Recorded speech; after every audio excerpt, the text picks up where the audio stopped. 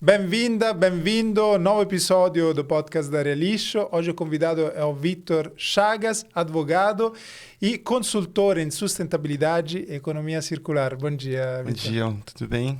Prazer aí enorme estar aqui hoje, falar um pouquinho da minha trajetória, contar um pouquinho também do que eu tenho feito recentemente. Obrigado pelo convite aí da Realixo e que bom ver você agora de novo, né? Fazia tempo que a gente não se encontrava. Sim, bastante. Legal. Muito obrigado por aceitar o convite e quer contar um pouco da sua jornada? Sim. Cara, eu, que nem você falou, sou formado em Direito e sempre tive uma inquietude assim, na temática de sustentabilidade, meio ambiente. Fui fazendo uma volta assim, bem longa depois que eu me formei. Trabalhei com varejo, fui depois que eu... bem principalmente pós-pandemia, assim, aquele momento da gente tentar refletir um pouco mais sobre o que a gente quer fazer da vida, propósitos. Eu fui trabalhar com varejo, aí abri um negócio na ciclovia do Rio Pinheiros, foi uma loja de açaí. Esse foi um projeto bem bacana, que deu também uma abertura na minha cabeça, né? Eu estava querendo trabalhar com outras áreas, né? Eu acho que eu me vejo com uma experiência técnica jurídica, mas eu queria me ver com a cabeça mais de gestor, mais de projetos. E aí foi muito legal esse projeto que eu fiz, foram mais ou menos 2 anos. Então, você foi empresário? Trabalhei como empreendedor, que nem você, trabalhando com varejo e setor de alimentos, assim, foi uma oportunidade desse projeto super bacana que a gente tem aqui em São Paulo, da Ciclovia do Rio Pinheiros. Para quem não conhece também, vale dar uma pedalada lá, conhecer, tomar um café no Oséias. Que é o Parque Bruno Covas? Na verdade, são 2 margens, né? Tem o Parque Bruno Covas mais recente, que seria a margem que vai até a Estação Santo Amaro.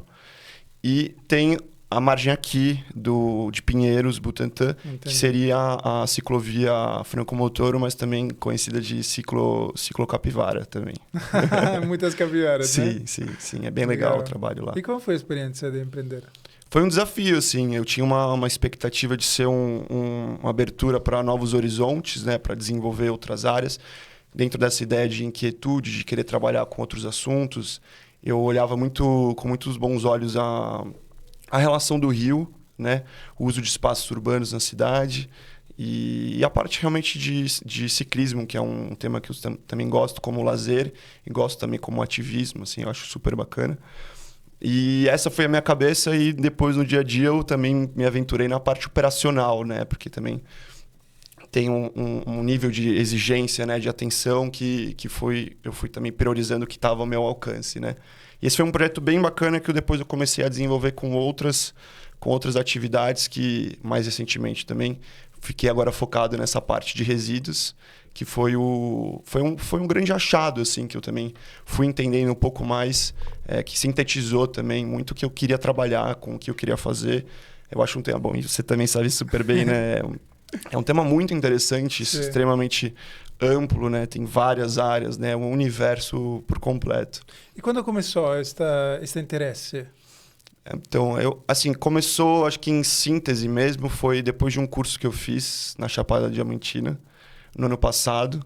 Foi um curso de imersão de educação ao ar livre, chama FEAL, Fundamentos da Educação ao Ar Livre. É feito por uma instituição super bacana internacional que tem aqui no Brasil há 25 anos.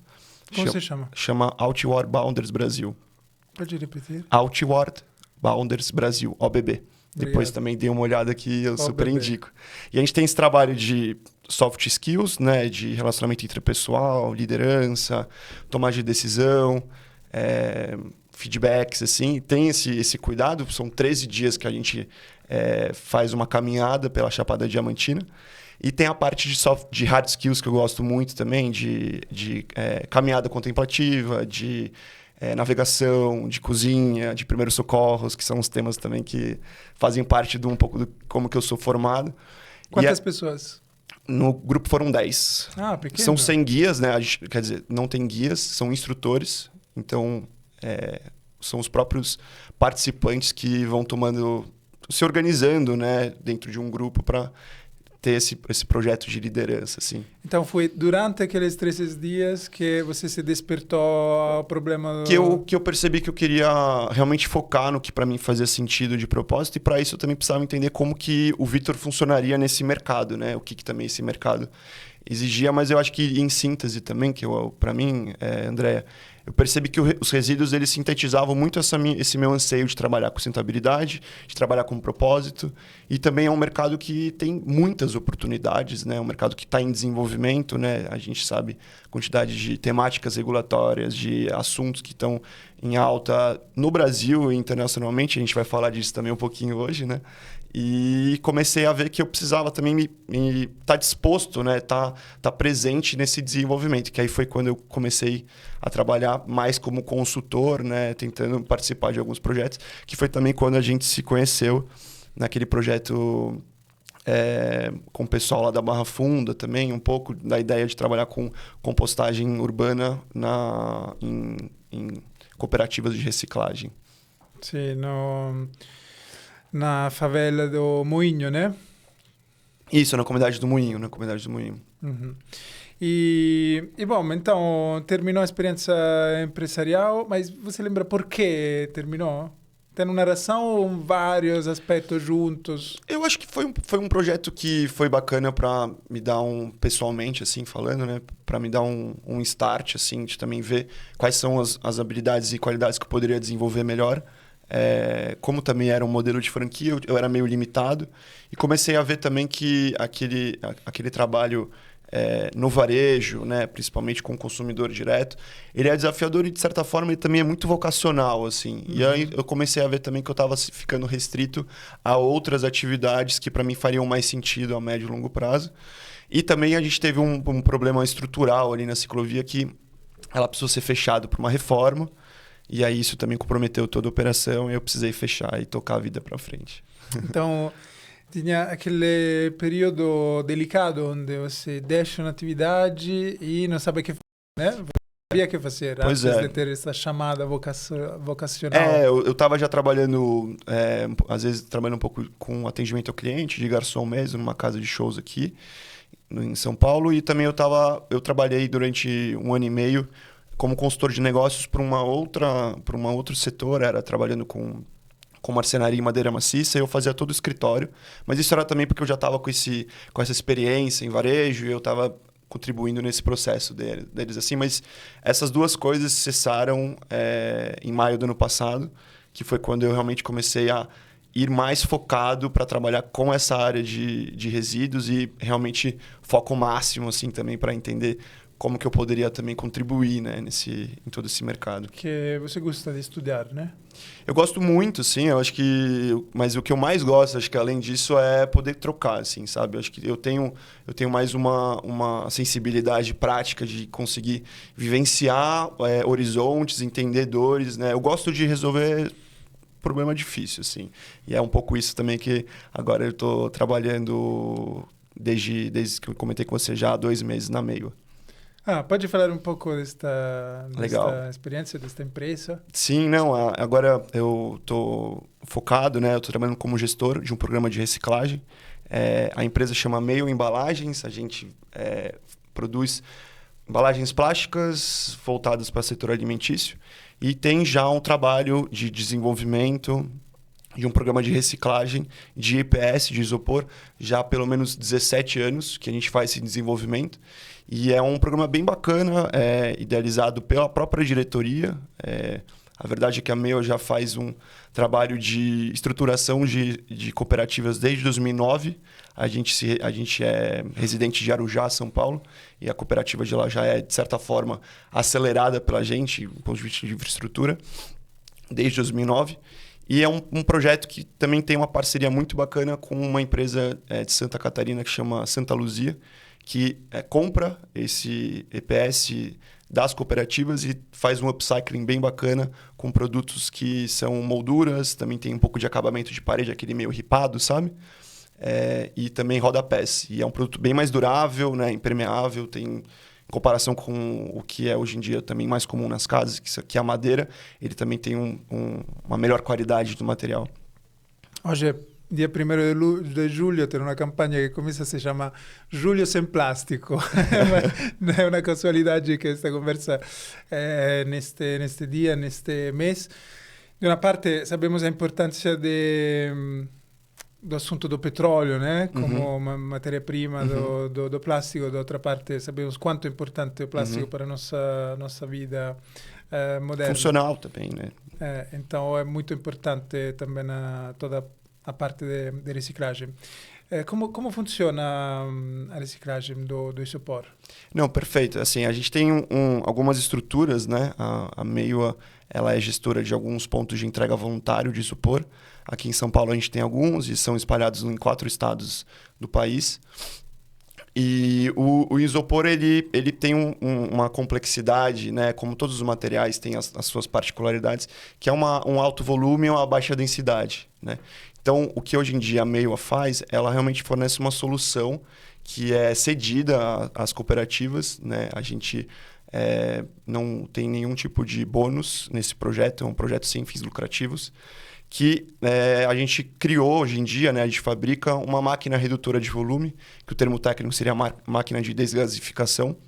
E essa máquina vai fazer a trituração desse isopor, que é recebido via coleta seletiva ou por doação ou por algum outro tipo de parceria diretamente. E essa máquina tritura e ela vai reduzir o volume do isopor em 98%. Uau! E aí, só tritura, sem calor?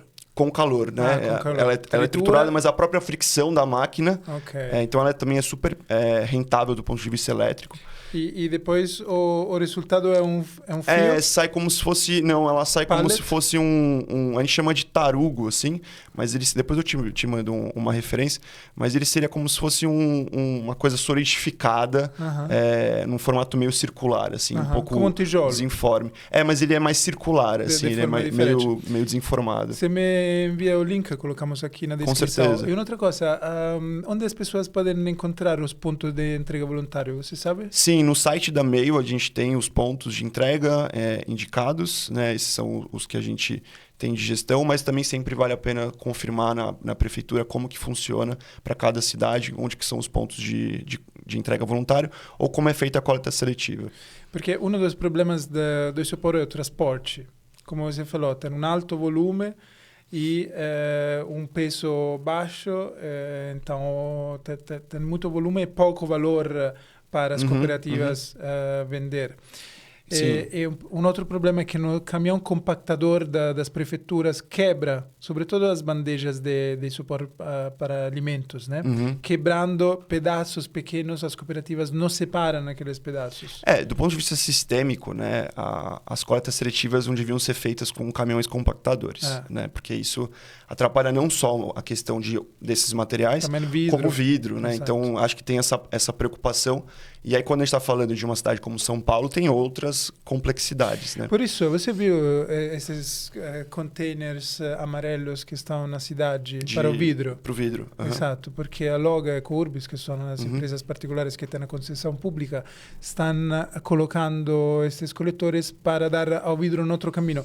Poderia ser uma ótima solução também, vários pontos de entrega voluntária do suporte. Eu agora, como gestor, eu estou exatamente também trabalhando um pouco nessa revisão do programa, né? Nessa preocupação de expansão. A gente já está olhando com um objetivo de expandir esse programa, também de melhorar a divulgação, porque realmente às vezes gera essa dúvida, né, sobre a reciclabilidade de alguns materiais, as complexidades desses materiais que nem você falou. Por exemplo, o vidro também tem um problema de peso, né, que é um problema super, super complexo. Tem a questão de ser um produto que também ele pode ser quebradiço, né? Perfurante, né? Perfurante. E a grande realidade é que o diagnóstico do Brasil da cadeia de reciclagem, ela é feita por catação, né? Ela tem empresas privadas, mas a catação hoje é a estrutura central de todo o gerenciamento de resíduos recicláveis no Brasil. E aí a Meio ela entra exatamente para tentar fomentar essa cadeia, assim, para tentar também contribuir e divulgar as possibilidades, as soluções que todos os materiais têm, né? E essa dúvida mesmo, né? De se é reciclável ou se não é, se existe reciclabilidade ou se não existe, que foi também o que a gente falou agora há pouco.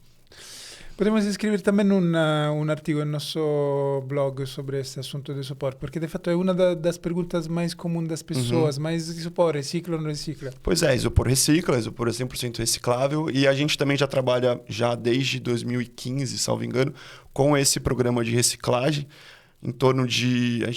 mais ou menos os números que a gente tem agora são mais ou menos 1.500 toneladas já recicladas, garantidas. E o que eu acho que é legal é que exatamente esse programa ele já tem na sua natureza um pouco da definição de economia circular, né? Porque a gente realmente consegue assegurar que esse produto ele vai ser transformado em um outro, assim, né? E isso também é bem bacana também de ser divulgado. Seria muito interessante este valor de 1.500 toneladas, você entender quanto é em volume, porque como falamos, o isopor é muito leve. Então, 1.500 toneladas não é muito, por exemplo, por resíduos orgânicos ou vidro, mas para isopor em volume, acho que, inclusive porque as pessoas têm uma capacidade muito mais de mensurar o volume a nível visual, que mensurar o peso. Não, legal. Então, seria uma coisa interessante para você estudar quantos caminhões são e tem um impacto maior. Então, este programa consiste em pontos de entregas voluntários, onde vocês ou empresas parceiras fazem a coleta e transportam até onde? Elas vão para as cooperativas, né? E eu também estamos tentando fazer esse desenho de interligar, de melhorar as questões logísticas, né? Porque o grande gargalo dentro do setor de resíduos, né? Acho que aí a minha opinião pessoal é um pouco profissional, é a questão logística, né? Então, de otimizar esses deslocamentos. E aí elas vão para essas cooperativas parceiras nossas, sendo que para também para a gente conseguir instalar essa máquina, a Meio também faz um trabalho de manutenção, de viabilidade técnica. E aí, a partir disso, tem essa, digamos, homologação com a Santa Luzia, que vai vai comprar esse EPS processado pela nossa máquina. Legal. Então, as cooperativas parceiras têm uma máquina que vocês disponibilizam. Sim. E aí, acho que também é legal também explicar que existe um todo, né? A gente tem o programa chama Meio a Recicla, e aí a Santa Luzia também ela tem outras máquinas espalhadas pelo Brasil. Então, a gente participa de uma forma ativa todo esse processo de reciclagem de GPS, mas também tem um trabalho bem extenso que eles já desenvolvem há pelo menos 2 décadas. Assim. Você falou PS, então o isopor faz parte da família do plástico PS. Isso. Que é o número 6. Quando vocês veem na embalagem dos produtos, deveria ter um símbolo, um triângulo, com dentro um número de 1 a 7. Quando é o número 6 é o PS, que no caso do isopor é expandido. Né? Então é 2, 3, 4% de plástico PS e o restante 95, 98% de ar. Numa bandeja a gente tem uma estimativa de 96% de puro ar. Né? O resto é uma bandejinha mais ou menos tem entre 6 ou 7 gramas de... Que é a característica maravilhosa do isopor. Versatilidade, né? Ele é muito versátil, né? É muito versátil. Consegue segurar de golpes, não sei, para não quebrar. Impermeável também. É impermeável, então é muito utilizado em eletrônicos, eletrodomésticos, para evitar que quebrem no transporte. E também é muito utilizado no setor de alimentos também, porque mantém o calor, a famosa... Sim. E as propriedades, né? A gente está falando de um material também monomaterial, né? Então, é somente pellet, né? E quando você vai comparar, por exemplo, outros tipos de material, como o cartonado, por exemplo, existem outros tipos de aditivos que são colocados para assegurar também esses caráteres de retenção de calor, né? De impermeabilidade, etc. Então, você falou que vocês têm esta parceria com a empresa Santa Luzia que faz outros produtos. Então, o isopor não pode ser transformado em novo isopor? Então, essa pergunta é super relevante. Obrigado. E também é uma dúvida. A gente poderia, sim, utilizar esse isopor pós-consumo na produção. A questão é o detalhe de vigilância sanitária, regulatório, que impede que a gente utilize hoje em dia esse isopor de novo na cadeia de produção. Mas aí tem algumas particularidades que também acho que são legais de compartilhar, que hoje em dia seria possível até uma viabilidade futura entender essa possibilidade, porque essa máquina, porque ela chega numa temperatura alta para transformar esse EPS, de novo na redução desse volume, ela chega numa temperatura de 180 graus, então também teria uma possibilidade. Então, a questão é mais regulatória mesmo, de viabilidade. E durante o processo de produção das bandejas, enfim, de todo esse trabalho que a Meio faz e vende, não tem desperdício zero, porque tudo que é também feito nos cortes depois, né? A gente passa para a máquina extrusora, aquilo vira um grande rolo e depois ele é moldado para fazer os materiais. Todas as aparas, elas elas são trituradas de novo, voltam para a produção. E aí a gente também tem uma questão bem bacana aí, tipo, acho que dessa característica do isopor também que é bem bacana. Outra dúvida muito comum é isopor sujo. É um problema? Olha, na verdade não, porque, de novo, nesse processo de trituração da máquina, ele, no fim, a gente consegue fazer a viabilidade, isso não é um impeditivo. A questão mesmo é que, também com todos os outros materiais, quando a gente vai fazer a separação do resíduo em casa, o mais importante é ele estar limpo e seco. Não precisa passar água exatamente, né? Eu acho que é só tirar aquele excesso de resíduo orgânico, por exemplo, que ficou de um delivery. Aquele é um problema. Aquilo ali para acho que facilita, para né? Para a máquina não, a questão mais é a parte quando a cooperativa for fazer a triagem.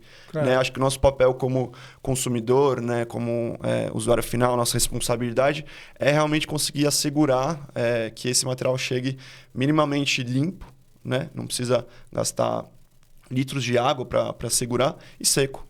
Acho que esse é a melhor sugestão que eu posso dar. Com certeza, para toda a cadeia é muito importante, mas pela máquina não é um problema se tem um grau de arroz ou gordura, não é um problema? Não é. O problema mais é a questão dele estar seco. Isso realmente, para a máquina, a gente precisa assegurar, mas isso é feito durante o processo de armazenamento, né? Então fica mais tranquilo. E a questão só também é que acho que dentro de uma banda de muito sujo e pouco sujo, talvez muito sujo, às vezes pode ter um problema de contaminação. Se a gente estiver falando por exemplo, alguma questão vindo de proteína animal, né? Uma questão de putrefação, enfim, outras coisas assim. Bom, já te assinalou a Copa Mare, que é a nossa cooperativa parceira. Seria interessante incluir eles também neste programa, porque eles aceitavam o isopor por muito tempo, depois pararam para a falta de compradores. Então, seria interessante, se é a fim da política que vocês estão fazendo, entrar em contato com eles. Mas também outras cooperativas podem entrar em contato com vocês? Como funciona? Qualquer dúvida que vocês tenham relacionada a isopor, a gente tem um canal, que é o do Comitê de Sustentabilidade da Meio, que pode tirar dúvida, a gente consegue também esclarecer onde que são os pontos de entrega, se também surgirem alguma outra dúvida. Aqui em São Paulo, a gente tem uma cooperativa que é a Coop Viva Bem, da Tereza, Presidente Tereza, que fica na região ali da Marginal Tietê. E também a ideia é fazer essas parcerias e aos poucos expandir para outros horizontes também e também nacionalmente, né? Acho que um pouco eu estou nesse trabalho de gestão, né? De revisão, de diagnóstico, né? De revisão essencialmente, mas também super atento a essa expansão, porque é uma necessidade, né? E a gente também quer divulgar, por isso que esse espaço que você também está oferecendo aqui para a gente conversar está sendo super legal. Obrigado, é muito interessante. E isopor tem aquilo da bandeja que é muito leve e quebra de forma fácil. Parece que tem uma densidade menor que o isopor para embalagens de eletrônicos e de eletrodomésticos. Assim, a densidade é a mesma? Eu acho que a densidade ela vai variar para cada tipo de PS que você vai utilizar, né? Até porque os próprios copos, aqueles copos descartáveis de uso único, eles também são feitos de PS, a maioria deles. Então, realmente, o que vai ter é o processo mesmo de densidade, mas como a gente só trabalha com a parte de setor de alimentos, né? Bandejas, embalagens, eu não tenho muito conhecimento. Vocês não trabalham com a outra não. parte do suporte. Que interessante. Sim. São focados nisso. E que outros produtos a empresa faz? Então, a gente tem também, acho que é legal compartilhar que a Meio ela tem uma preocupação, digamos, de certa forma, dupla, né? A gente tem esse programa de reciclagem que já é desenvolvido, que é o Meio Recicla, e também uma ação da diretoria, que é um aditivo de biodegradação, que a gente coloca em todas as embalagens, que não tem nenhum tipo de prejuízo na qualidade, mas ele contribui na aceleração do processo de biodegradação, né? A gente está falando de mais ou menos uma biodegradação em até 4 anos de uma bandeja. Essa seria como se fosse uma possibilidade se esse resíduo não for destinado para uma cooperativa ou para ser encaminhado para coleta seletiva, a gente consegue pelo menos assegurar essa redução do tempo, do ciclo de vida desse material. É um tema muito, muito interessante. Você está falando que é biodegradável, né? Sim, a gente acelera o processo de biodegradação. Sim. É que por ele ser biodegradável, ele teria que se biodegradar em até 6 meses, né? Que é um pouco dessa expectativa. Então, ele acelera o processo de biodegradação. Ok. Né? E isso é muito importante deixar claro para as pessoas que isso não significa que podemos jogar o copinho de plástico na praia, na floresta ou no meio ambiente. Por quê?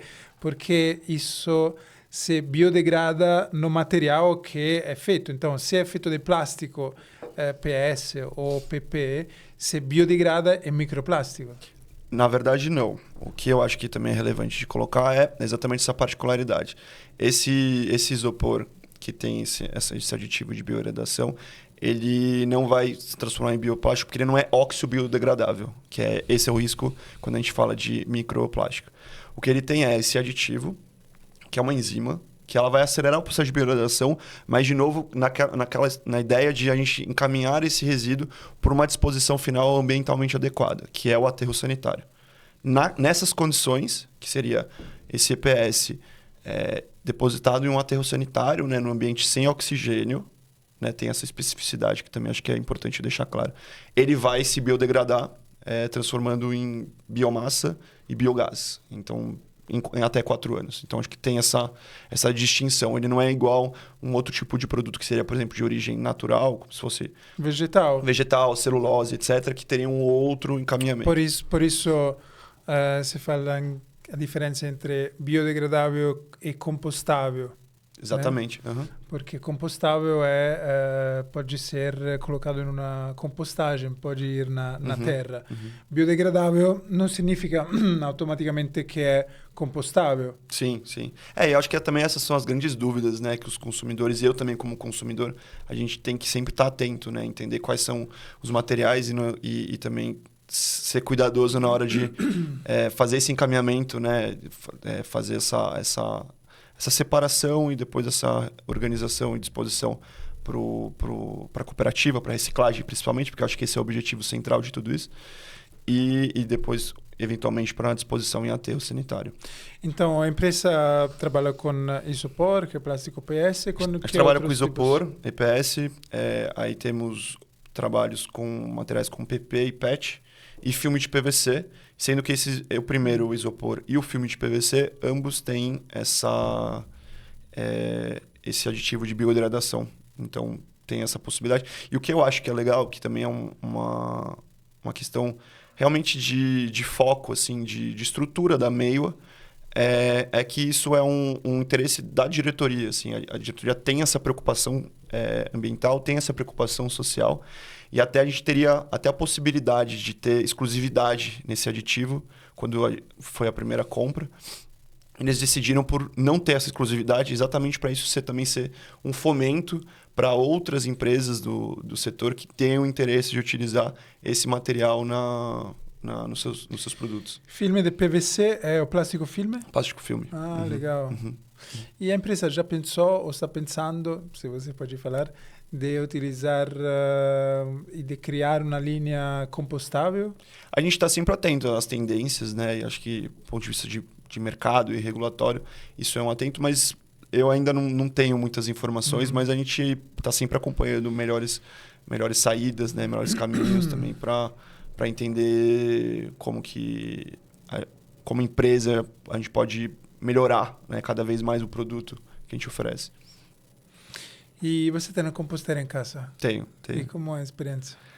Eu gosto bastante, assim, né? Eu acho que tem uma parte de contato. Uma coisa que para mim sempre me interessou muito na parte de resíduos é que ele é um tema muito transversal, né, Andréia? A gente, quando vai falar de outros temas atrelados a soluções baseadas na natureza, ou falando relacionado à sustentabilidade, às vezes eu fico muito na dúvida quão tátil né, essa temática, né? A gente vai falar de crédito de carbono, por exemplo, né? É muito distante, né? A gente está falando de uma cidade uma grande São Paulo de 20 milhões de habitantes, né? Que a gente só entende o que é a Amazônia quando chega a fumaça vindo pelos rios voadores, né? Então, é super complexo. E eu acho que resíduo ele tem esse lugar transversal de todas as classes sociais, assim, poder ter o mesmo desafio, né, do que fazer, né? E eu acho que quando a gente está se debruçando nessa temática e tem em casa essa preocupação de fazer a separação, de entender o que é compostável, o que não é, de ter esse trabalho, de conseguir ver essa curva, né, se completar, né, do resultado da compostagem, se transformar em terra, em adubo, é super bacana. E eu acho que é um processo manual assim, de resgate a um pouco das nossas origens e um pouco também do que é necessário a gente compreender, sabe? Tem minhocário em casa? Sim, sim. Quando começou? Começou mais ou menos 1 ano e meio atrás. Ah, assim. é pouco? Uhum. Recente. E teve algum problema, algum momento crítico, minhocas fugindo ou não? Não. A questão mais eu acho que tem às vezes o problema de conseguir transformar aquele sistema num sistema com oxigênio, né? Então, às vezes a gente precisa ter saber a necessidade às vezes de conseguir fazer aquele remeleixo, como é que fala aquele termo técnico? Esqueci. Revolver? Fazer o revolve ali Uhum. e eventualmente conseguir uma boa serragem, né? Uhum. Então isso... Sem substâncias tóxicas? Sim, exato. E você coloca todo o resto de comida ou não? Não, eu tento dar uma separada assim para alimentos mais cítricos. Eu acabo não conseguindo fazer esse envio assim do resíduo para a composteira. E para mim também a parte de casca de ovo assim também sempre foi um pouco mais difícil de... Porque não coloca casca de ovos? Eu coloco, mas no fim a gente não conseguia... Ele acaba sendo um bom composto, Sim. mas as minhocas acabam também não comendo todas. É verdade. Agora Sim. que você fala isso, eu observo que o composto final às vezes tem muitas cascas de ovos. Mas tem um amigo meu que ele é mais cuidadoso ainda, que ele seca essa casca de ovo e tritura. E aí usa isso. É muito bom esse tipo de adubo para orquídeas, se não estou errado. Então, você não coloca frutas cítricas, alho, cebola? Sim, eu faço um pouco dessa separação. Carne, assim. peixe, não, queijo? Isso também não. Não coloca resto de comida, que é pouco? Cozida, porque doce. Já que é meio pequeno assim, né, mora, enfim, eu e meu amigo por enquanto, acaba que não dá pra gente também ter esse volume tanto, então eu foco mais nos resíduos naturais, orgânicos, elas gostam mais. E para quem não dá para minhocário, pode ter o nosso baldino, colocar tudo que não dá. Exatamente. Para ter lá um pequeno momento de propaganda. Sempre, né? E, bom, agora temos uma grandíssima oportunidade neste momento, que é a lei de incentivo à reciclagem. Sim. Você estudou? Eu lembro que nós fizemos uma reunião onde compartilhamos um pouco de conhecimento. Quer contar um pouco para as pessoas que nos estão assistindo? Não, com certeza. Quando eu também comecei a estudar um pouco mais nesse mercado e comecei a entender quais eram os gargalos, quais também seriam possíveis cenários, né? Que mercados também estão em evolução, né? A gente começa a entender as complexidades da cadeia da reciclagem, né? E da necessidade de estímulo, de incentivo, né? E também de realmente compreender as particularidades, né, que esse sistema tem. E são particularidades regionais, assim, singulares, assim, né? Cada cooperativa tem os seus desafios e a sua forma de trabalhar de forma cooperada, né? E aí veio a lei de reciclagem, né? Veio a portaria no final do ano passado para começar esse processo de regularização com o intuito de realmente buscar uma melhor... incentivar, né, acima de tudo, essa cadeia, né, seja em infraestrutura, seja em capacitação. Então, tem algumas metas possíveis, né, de investimento. E o que é mais bacana é que foi replicado um pouco o modelo que é feito no modelo cultural, né, pela Lei Rouanet, de ser por benefício fiscal, né, de incentivo fiscal, né, por dedução do imposto de renda, tanto de pessoa física quanto de pessoa jurídica. Então, essa é uma forma de você, se você tem esse cuidado, essa atenção e realmente se preocupa com esse desenvolvimento, é super bacana também correr um pouco atrás disso, para saber, porque tá agora já funcionando. Eu sei que tem alguns projetos que já estão sob análise pelo Ministério do Meio Ambiente e que nos próximos meses devem já sair alguma coisa. Então, é uma lei que tem a mesma estrutura da lei de incentivo à cultura e que permite a alguns sujeitos específicos de apresentar um projeto no setor da economia circular para o Ministério do Meio Ambiente. Isso, exatamente. Você pode ser um proponente, né? Pode estruturar esse projeto em parceria com uma cooperativa, ou você pode ser a cooperativa e ter o suporte para estruturar, dependendo de qual for, de certa forma, a sua dor que você precisa, estimular. Até as próprias empresas que têm tido algum desafio, alguma dificuldade, a MEIO está atenta a isso também, pode utilizar esse tipo de benefício, né, de dedução do imposto de renda para estimular uma cadeia específica da reciclagem. E eu acho que, acima de tudo, que também eu acho que é super essencial a gente deixar aqui, considerar, para mim eu acho muito relevante a gente deixar isso super documentado, é que hoje em dia um dos principais desafios da cadeia de reciclagem é o preço. Né? Hoje em dia tem uma baixa adesão a certos tipos de material, né? E isso também está muito atrelado ao preço que uma matéria-prima secundária, né? que a gente falava há alguns anos sobre que era lixo, e aí agora eu falo sobre resíduo e eu tenho também tentado falar sobre matéria-prima secundária. Né? É muito mais alto do que uma matéria-prima virgem. Né? Isso é absurdo, né?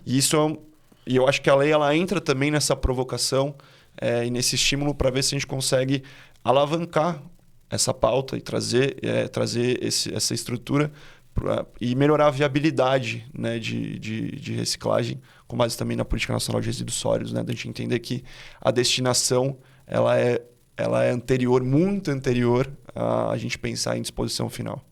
Você, como pessoa física, já destinou parte do seu imposto de renda para um projeto de incentivo à cultura, esporte? Não, ainda não. Já participei em doações para terceiro setor, enfim, para ONGs, mas específico para esporte e cultura ainda não. Você já? Ainda não, mas há pouco tempo que estou aqui no Brasil. Mas na Itália é uma forma um pouco diferente, mas eu destinava para a Greenpeace, onde trabalhei vários anos, lá na minha declaração de renda. Mas para você que é uma pessoa física, pode comentar aqui se já destinou parte do seu imposto de renda a um projeto de incentivo. Nós, como Realisho, queremos apresentar um projeto para o Ministério do Meio Ambiente com um foco em educação em escolas públicas, juntos com alguns catadores e pessoas de cooperativas de catadores. Sobre a economia circular, a separação dos resíduos em 3 partes, coisas básicas, compostagem, reciclagem, para escolas públicas que não têm muita verba para atividades extracurriculares e com o foco de encontrar dinheiro entre pessoas físicas que podem, acreditamos, gostar em apoiar este tipo de projeto. E de outro lado, queremos apresentar, idear e desenhar, escrever projetos juntos com grandes empresas que estão em lucro real, que podem destinar até 1% do imposto de renda para este tipo de projeto. Então, quais são os objetos que podem apresentar um projeto de incentivo à reciclagem ao Ministério do Meio Ambiente? Não sei se eu vou lembrar todos de cabeça, completar. Mas cooperativas, né? Instituições de ensino e de pesquisa, órgãos públicos, né? Administração pública, uma secretaria, enfim... Prefeituras, pequenas empresas, na verdade MEI, né? Micro, porque também tem essa informalidade também das cooperativas, né? E da estrutura da cadeia de reciclagem. Então, o legislador teve essa preocupação, né? O executivo teve essa preocupação de também conseguir ampliar.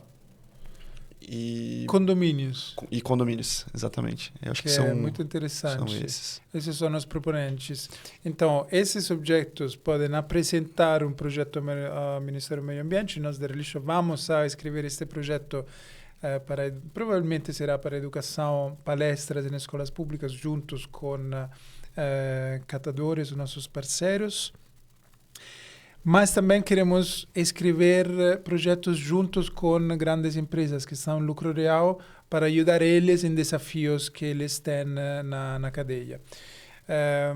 Então, se você trabalha em uma grande empresa, pode entrar em contato conosco. E aproveitando também, falando de desafios, né? Eu quando comecei a me desenvolver, né, e tentar aprimorar um pouco mais esses temas atrelados ao mercado de resíduos sólidos, ao setor, né? Eu sempre tive uma inquietude sobre disposição final, né, quando a gente está falando de aterro sanitário, e o espectro do Brasil, né? Hoje em dia no Brasil, eu acho que, salvo engano, no recente relatório que o IBGE fez, a gente ainda tem um problema muito sério de lixões e de aterros controlados. Publicamos no Instagram um vídeo de um lixão, Sim, você viu? Eu vi. Quarta-feira da semana antepassada. E eu estou participando de uma publicação que deve sair nos próximos meses, que é exatamente um manual de boas práticas para gestores públicos, com base em um levantamento que eu fiz em todos os tribunais de contas do Estado e de municípios pelo Brasil, né? Hoje em dia a gente tem um recorte assim, que o Sul e o Sudeste é mais desenvolvido, né? Tem uma questão econômica, né, de fortalecimento, mas o Brasil inteiro precisa revisitar essa temática. Tem alguns desafios regionais, como o Norte, né, principalmente, que está em evolução. E a questão regulatória de estrutura que é uma competência municipal, e hoje em dia o contrato com empresas que fazem disposição final são um dos mais caros que tem dentro do orçamento municipal, né? Aqui em São Paulo é o segundo. Sério? Né? Sim, só perde para transporte. É o segundo gasto maior da prefeitura. Sim. Que não fiz uma licitação pública e renovou por 20 anos a concessão para logo a Curbis, 6 meses antes da eleição. Sim. Mas enfim. E aí a gente tem alguns mecanismos, né? Pode ter a questão de fiscalização pela Secretaria do Meio Ambiente, né? Porque o prefeito não está conseguindo cumprir, por exemplo. Estou dando ideias hipotéticas. Mas quem que agora fiscaliza a prefeitura para a destinação correta dos resíduos? Existem alguns mecanismos, né? E aí um deles, que é exatamente o foco dessa publicação, são os tribunais de contas, né? Que eles têm uma estrutura, né? Eles conseguem trabalhar na parte de auditoria nesses municípios, né? E tem uma estrutura estadual, mas até o Ministério Público também tem algumas ações, e a gente tem alguns exemplos de promotores e promotoras que têm se desenvolvido e estimulado, né? Essa necessidade, né? Porque a gente tem que trocar a roda do carro andando. Né? A gente tem que falar de melhorias na cadeia de reciclagem ao mesmo tempo que a gente precisa fechar os lixões. Antes de fechar os lixões, antes de todo... Essa para mim, desculpa, essa é a minha opinião pessoal, assim, a prioridade essencial. Mas assim. é muito Foi difícil. legal que a gente viu, nesse levantamento eu vi várias soluções bacanas, assim, e a questão...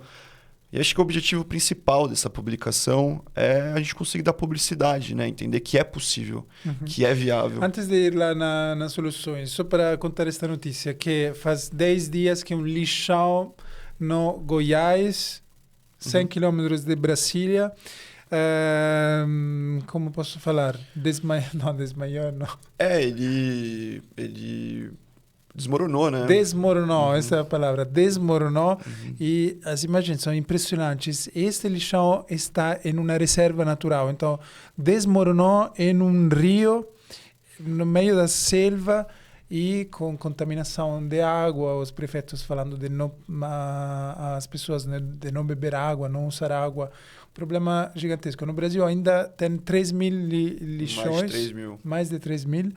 E para uma informação simples, a diferença entre um lixão e um aterro sanitário é que um lixão é um lugar onde se começou a jogar lixo lá na terra. E o aterro sanitário já tem todo um projeto feito bonitinho, com engenheiros ambientais, precisa de um licenciamento ambiental e basicamente tem estrado que permeabiliza a terra, uma lona, e impede me corrige o meu português, fica à vontade, perfeito, que impede o chorume ir até o lençol freático, que é um problema gigante, porque o chorume do lixo tem metais pesantes, tem substâncias tóxicas, químicas, inclusive porque não todo mundo faz a separação correta em casa, nas empresas, então coloca pilhas é um problema gigante, tem muitos metais pesados. E vai no lençol freático, que significa que vai na água que bebemos e vai na agricultura, então nas comidas que bebemos. Lixões são problemas gigantes em todo o mundo, mas faz parte do desenvolvimento de um país e de um sistema proibir e fiscalizar, coisa que a proibição já chegou há muitos anos no Brasil, mas a fiscalização, então quem que fiscaliza hoje ou deveria fiscalizar? A erradicação dos lixões estava prevista para 2024, né? E acho que o principal fiscalizador desse problema é a própria sociedade civil, a população. A gente pode denunciar, né? A gente tem essa possibilidade. Então, denunciar a polícia.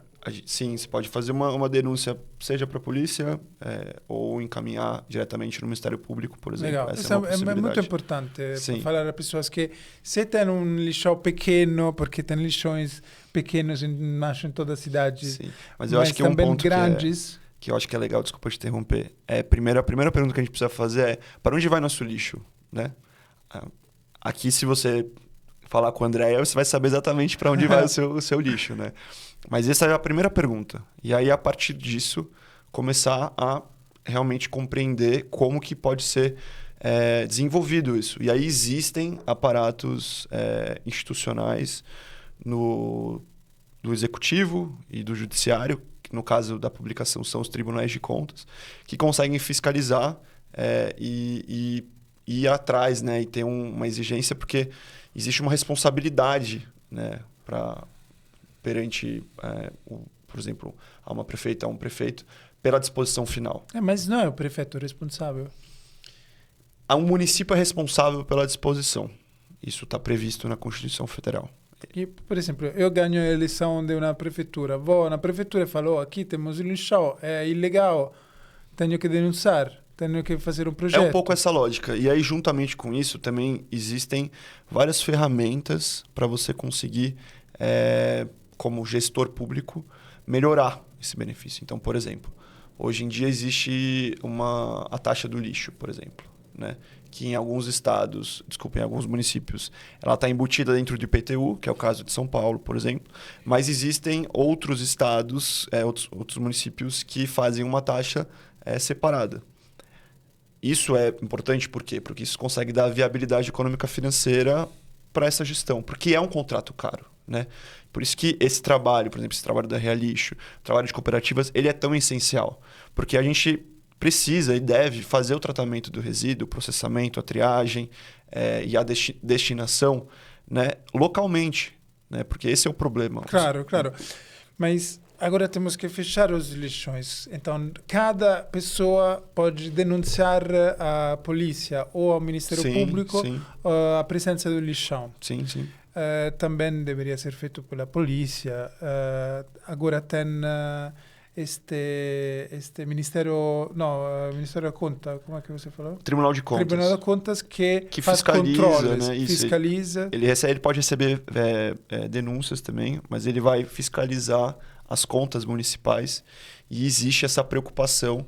E aí a gente tem várias soluções muito bacanas no Brasil. Vamos ver as soluções. A gente tem alguns sanitários Não, mas quando eu digo soluções, soluções específicas a essa questão de fiscalização, né? Então, existem alguns estados, como Pernambuco, por exemplo, até a própria Paraíba, que já está muito mais desenvolvido, eles já são erradicados de lixão.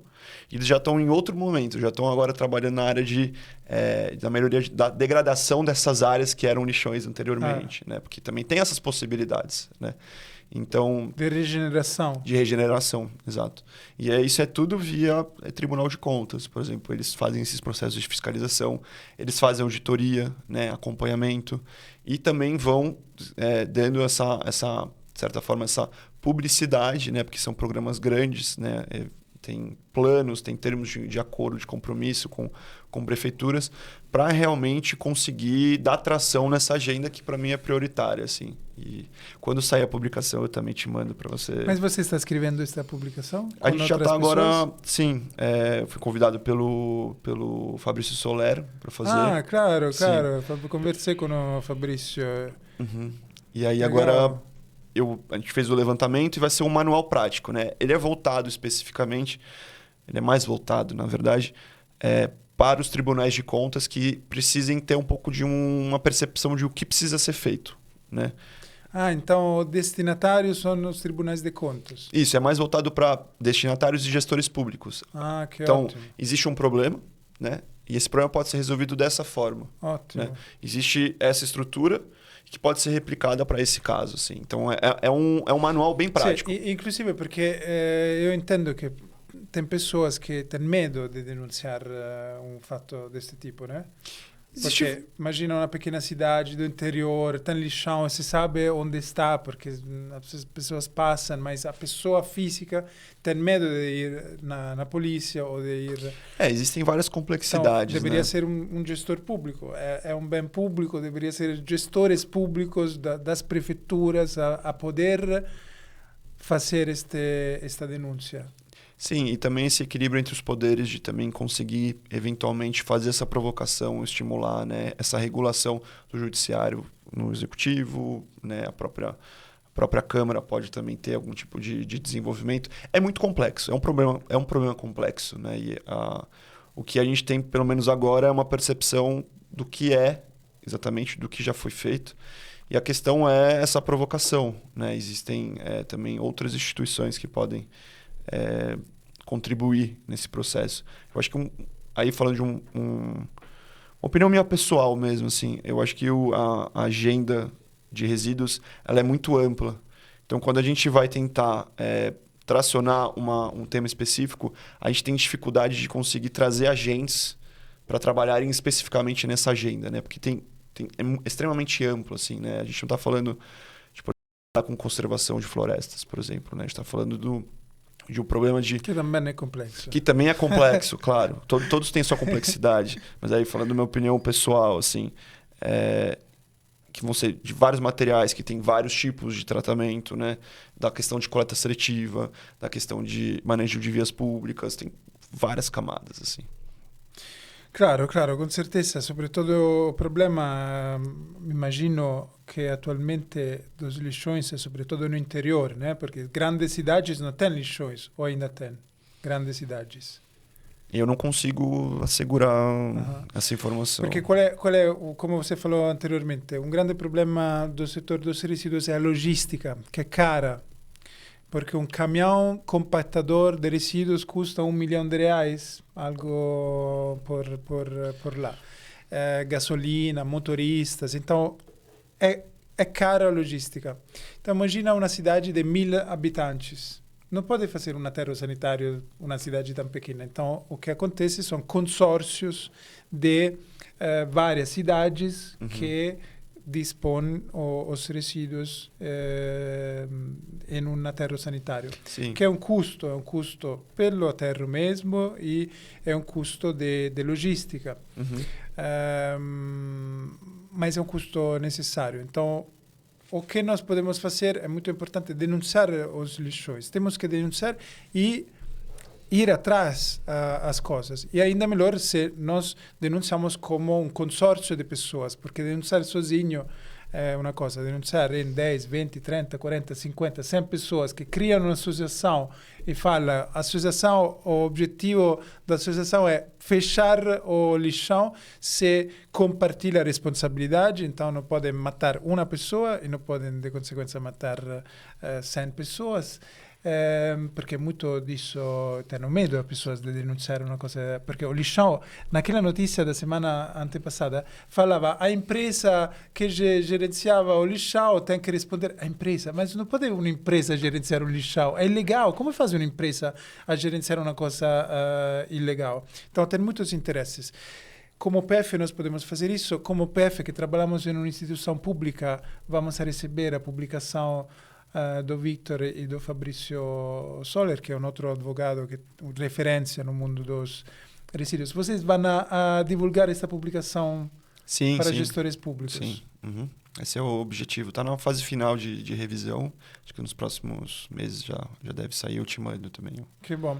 E a outra cosa, claramente, muito importante, che non risolve il problema do lixão a um nível sistêmico, porque é impossível imaginar que nós não produzimos rejeitos ainda com os fabricantes atuais, mas o que podemos fazer muito é reduzir os resíduos que geramos e dar uma destinação aos 50% que são resíduos orgânicos, com uma composteira, com o Baldino da Relixo e de outras empresas que tem no Brasil, aos recicláveis limpos, secos, a cooperativas de catadores que tem em todo o Brasil, e o que não pode ter para compostagem e reciclagem para um aterro sanitário em todo o Brasil.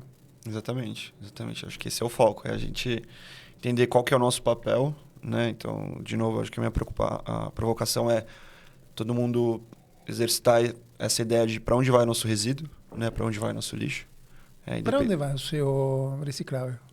O meu reciclável ele é separado no condomínio e aí ele é encaminhado para coleta seletiva. Da prefeitura? Uhum.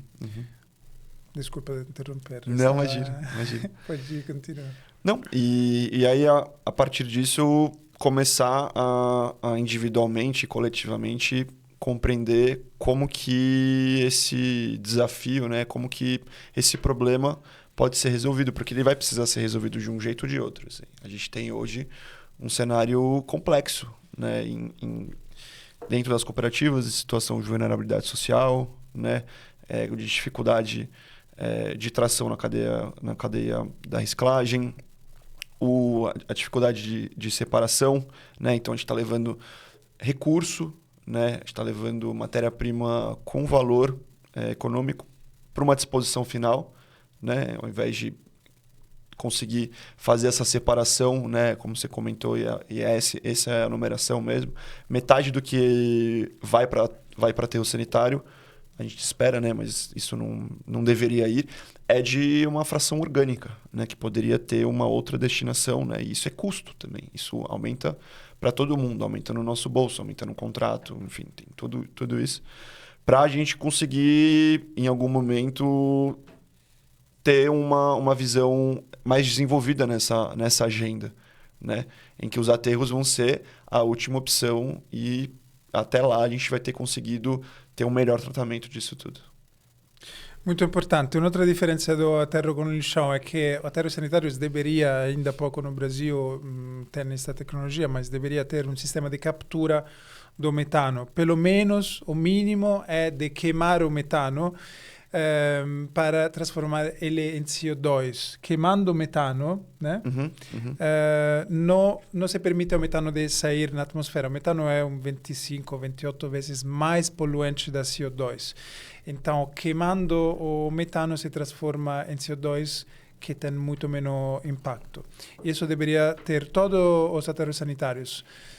Porque os resíduos orgânicos, sem oxigênio, diferente da compostagem mental, emitem muito metano na atmosfera. Então, esse sistema de captura é muito importante. E ainda melhor, aterros sanitários que têm sistema de captura e de criação de energia elétrica ou biometano. Mas isso é um outro argumento ainda mais complexo.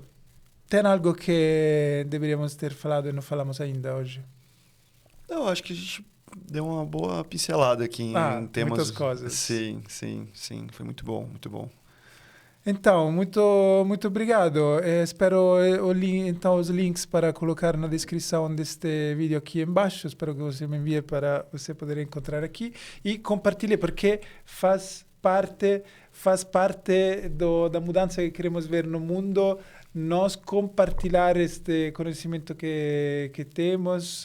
Agradeço novamente muito, Victor, de ter dedicado este tempo para compartilhar o seu conhecimento. E você, por favor, compartilhe este vídeo, comente e participe desta mudança. Obrigado, Victor. O prazer foi todo meu. Foi ótimo poder conversar um pouco, contar também um pouco das minhas experiências, explicar um pouco dos caminhos também possíveis que a gente pode desenvolver e se aproximar. E conta comigo aí para um episódio 2. Obrigado.